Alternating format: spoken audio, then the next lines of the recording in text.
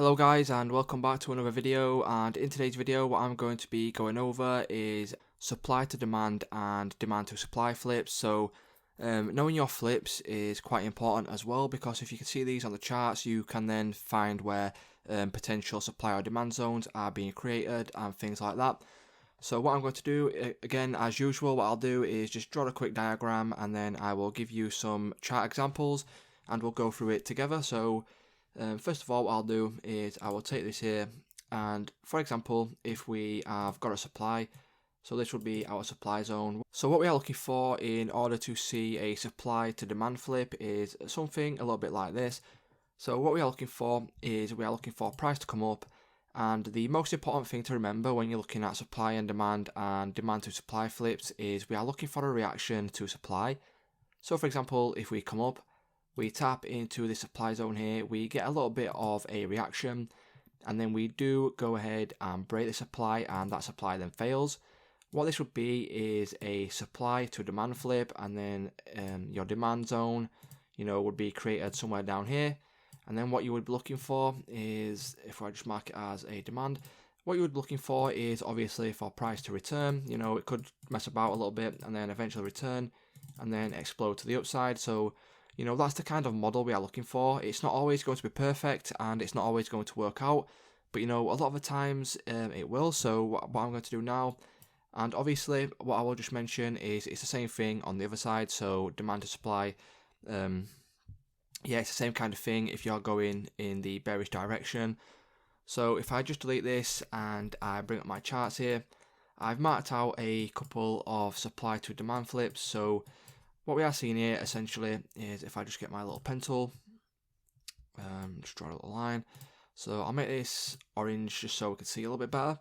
So what we are seeing here is we've seen price come up. So price has come up and then we've had a reaction, it's messed around a little bit. We've come all the way down here and then supply has eventually failed. What's that done is it's then created this demand zone. It's tapped into this demand zone. As you can see around here, the demand zone has not been respected fully, but then price does eventually go and put in a new high. So on the second one here we have a similar situation. In terms of the second one here, as you can see, we come down. So we come down, we come up, and then we have a reaction to the supply in the form of this bearish candle right here. So I still class that personally as a reaction, because as you can see, we've come up, it's then a rejection candle, and we've retraced within the same candle. So for me, I would class that as a reaction. It doesn't have to tap into the supply and then come out of the supply and then go through. And then as you can see what's happened, we've come up, we've had our reaction, and then we've gone to the upside, created this demand zone here. Price has then later returned to this demand, and then we've got our entry model here in form of a change of character. Obviously you could enter on a lower time frame, and the price has gone and exploded to the upside. We've got another example, just to close that down there. So we've got another example right here. Again, next example here is price has come down, similar to the one before, because we are on obviously a bullish trend. We've come up, we've reacted again in form of this bearish candle, so we've rejected, we've then broke, and the supply has now failed. What has then happened is we have created this demand right here. If you can see it, it's really small. So this demand has been created, and eventually we tap into this demand. So we tap into this demand, and then we put in a, we could have got in a long position. Could have got in a long position right here, rode it up to, this sort of level, up to this supply zone if you wanted to, took profits there. And then eventually, price has then, rejected, and it started putting in lower lows, lower highs, and the overall trend has then changed. So like I said, obviously it won't always work, and it won't always go in and put in, new highs and things like that, because right here we do change trend, sorry. So what we can do while we are here is we can go through and do a little bit of, some live examples here. So I'll just go have a look at some price here. So yeah, so right here, so as you can see, we've come up and then we've exploded to the downside. We've created this supply zone. Why is this a supply zone, you ask? Because we have broke this level of structure right here. So we've broke this level of structure, created this supply zone. Price has then come back up. We've had a reaction to supply. We've broke that supply, created this demand right here, and then obviously we've continued. Again, you could have got involved in trades right here. Could have got involved in trades right here. Rolled it up to the upside. It's gone ahead. It's put in some new highs. You know, this could have been a really high risk to reward trade if you got involved on a lower time frame.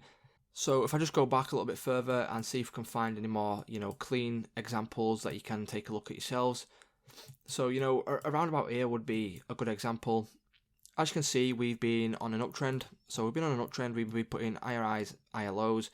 And we've come here, we've then had a change of character, so we've taken the high, taken the low. So that's the first sign of a trend change and potentially then going to get bearish price action. So what's happened after that is we've come down. So first of all, what we have done is we have created this demand right here. So why is this a demand? If I just mark it as a demand.